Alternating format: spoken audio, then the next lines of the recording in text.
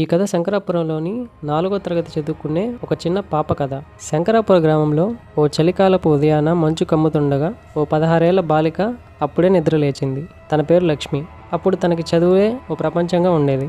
ఒక రోజు నుంచి ఆమె వింతగా ప్రవర్తించడం మొదలుపెట్టింది. నిద్ర లేకుండా కళ్ళు ఎర్రగా చేసుకొని ఎవరూ లేని చోట చూస్తూ మాట్లాడడం చేస్తూ ఉండేది. ఆమె మాటల్లో ఏముంది అని వాళ్ళ తల్లిదండ్రులు చూస్తూ ఆశ్చర్యపోయారు. అసలు ఆ మాటల్లో ఏముందంటే, నన్ను విడిచిపెట్టమ్మా, నన్ను పూర్తి చేశారు అనే మాటలు వినిపించేవి. ఇంట్లో దీపాలు గాలికి కదలడం, దేవుడి ఫోటోలు నేల కోరడం ఇలాంటివి జరిగేవి. వాళ్ళ తల్లిదండ్రులు చాలా భయపడేవారు. అప్పుడు ఊర్లోని ఓ పెద్ద ఆయన చెప్పాడు, మీ ఇంటి వెనక ఉన్న ఆ శ్మశానంలో కొంతకాలంగా ఓ ఆత్మ అల్లాడుతోందని ఆ పెద్ద ఆయన చెప్తాడు.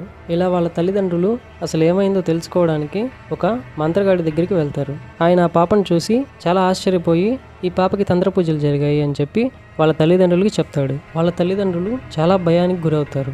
అదే రోజు సాయంత్రం ఇంటికి తీసుకొచ్చిన తర్వాత లక్ష్మి ఒక్కసారిగా ఊపిరి బిగపట్టి ఒక్కసారిగా కూలిపోతుంది.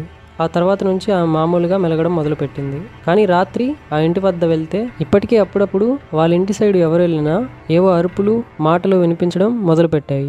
ఎవరూ రాత్రి 7 దాటిన తర్వాత ఆ ఇంటి వైపు వెళ్ళాలంటే చాలా భయపడేవారు. తర్వాత ఏమైంది అనేది నెక్స్ట్ వీడియోలో మీకు క్లారిటీగా చెప్తాను. ఇలాంటి మరిన్ని ఇంట్రెస్టింగ్ వీడియోస్ కోసం మన ఛానల్ని సబ్స్క్రైబ్ చేసుకోండి.